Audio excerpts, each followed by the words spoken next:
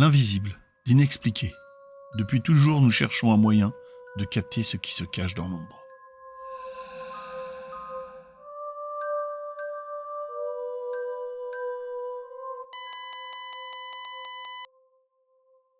Bonjour les amis, c'est Ibarhammer.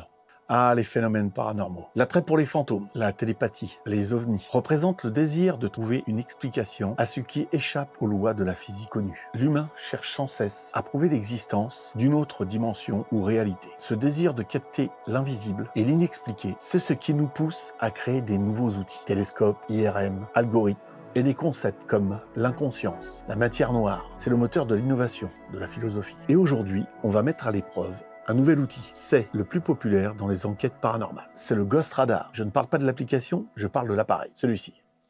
Voici le Ghost Radar de chez Esolv. Il est muni d'un interrupteur, on-off, tout simple, un petit logo, Ghost Radar au-dessus.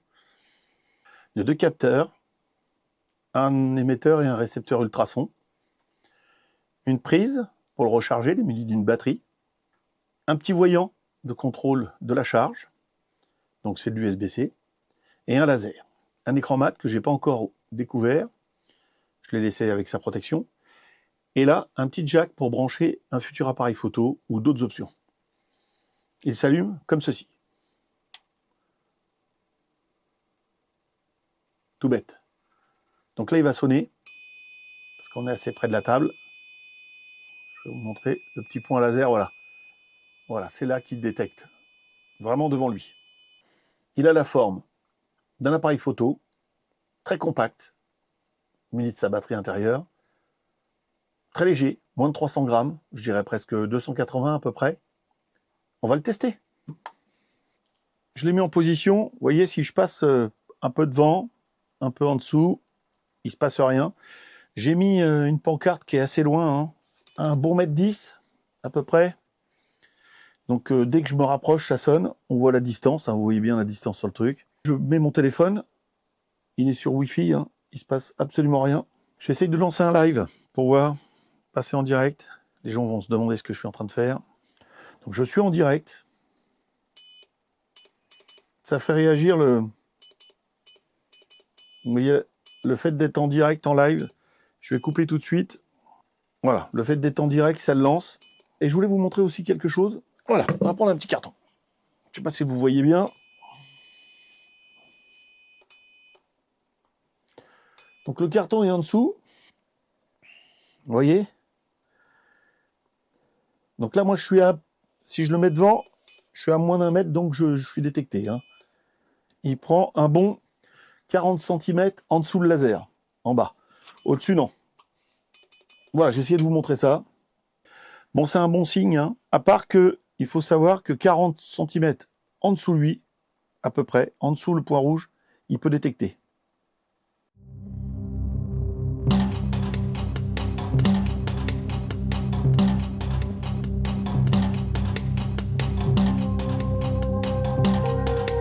Bon, on se retrouve sur un lieu là, vous voyez. Donc je vous raconte un peu, c'est... je suis derrière l'église et il y avait un ancien cimetière normalement avant. Maintenant c'est un grand parking. On va se mettre là pour faire l'expérience. Je vous reprends avec le Ghost Radar dans les mains. À tout de suite. Il y a des bruits déjà autour de moi.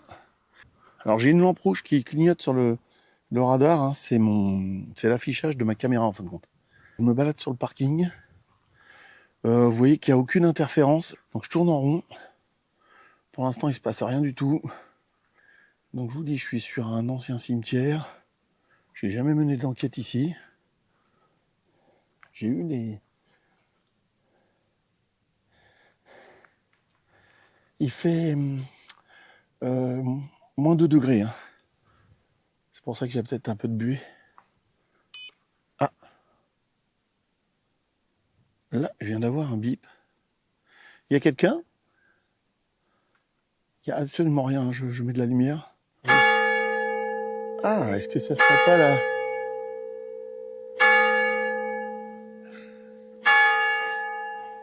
Et Solf, tu me vois juste avant que la cloche se mette à sonner,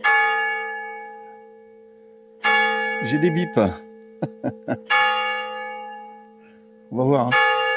Ça recommence. Ça, c'est bizarre. Ça, c'est un test pas fait exprès. Y aurait-il du Wi-Fi dans le... Est-ce qu'il y a quelqu'un avec moi? Repassez devant le radar, s'il vous plaît. Mon petit test, j'ai eu 2 bips. Hein. Vous avez vu comment ça se passe? Faudra que je regarde les images. Juste avant que ça sonne. Je me montre, il y a... Je suis pas loin de l'église, mais... Je commence à faire crier les chiens. Ça, c'est moins bon. Je reviens un peu en arrière. C'est bizarre que ça a bipé. Hein. Donc il y a un vent glacial. Je vais pas rester longtemps. C'est juste un test. Je pense que peut-être à refaire.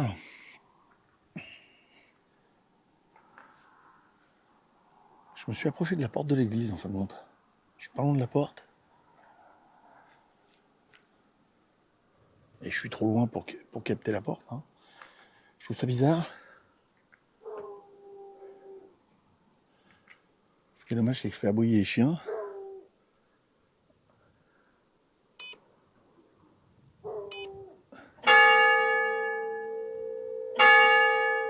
Donc, confirmation, hein. C'est bien les cloches qui font sonner le Ghost Radar.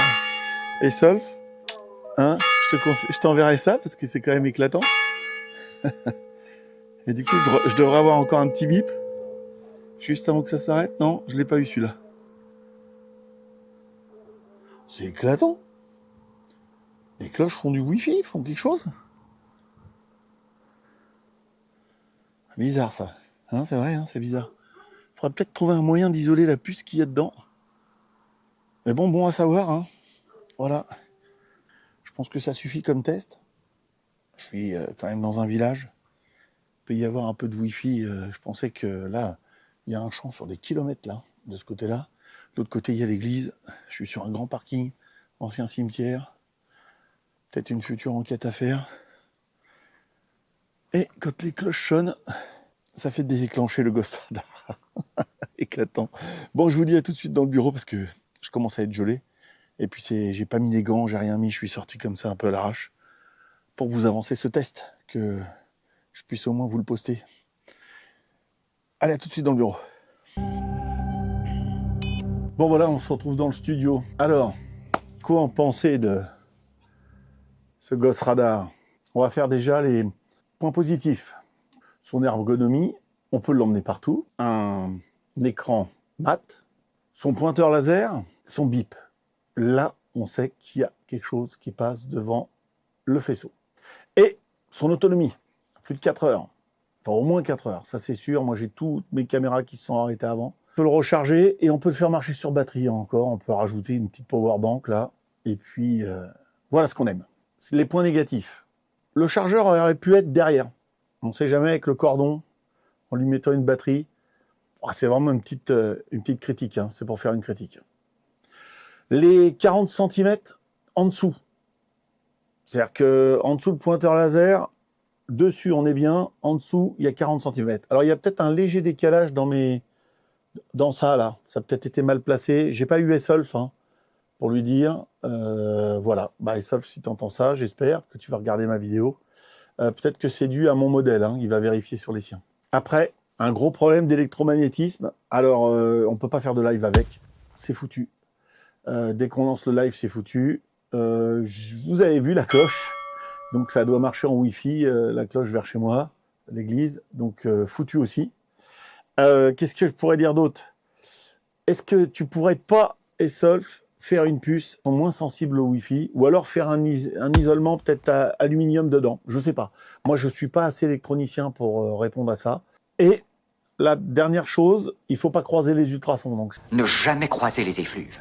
si on en a deux comme ça, ou un autre modèle d'ultrason, il faut éviter que les rayons se croisent. Ça fait des interférences. Voilà, on aurait aimé qu'il n'y ait pas d'interférences. Mon verdict, c'est un superbe outil d'aide pour les enquêtes.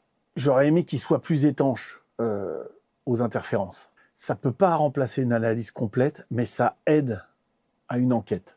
Le placer, je pense, dans des grands couloirs, le placer au niveau des portes, Moi, je pense qu'au passage, alors que ça soit en hauteur ou assez bas, pas trop bas, parce qu'après 40 cm, il verra les objets ou le sol lui-même, mais on fait vraiment une barrière. Ce que j'ai remarqué en regardant les différentes enquêtes, c'est qu'on dirait que si les entités se sentent repérées, elles se cachent après. Elles sont plus timides. Donc vraiment leur montrer qu'elles risquent rien, je pense. Et oui, elles sont plus invisibles. Par contre, une question de taraude. J'ai une idée en tête. Si le Ghost Radar peut les intercepter, peut les toucher, à un moment T, cela veut dire que moi, avec ma main, je pourrais les toucher aussi. Donc là, ça me donne des frissons.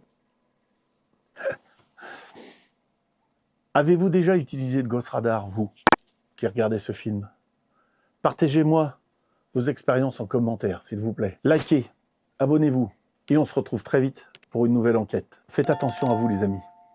À bientôt.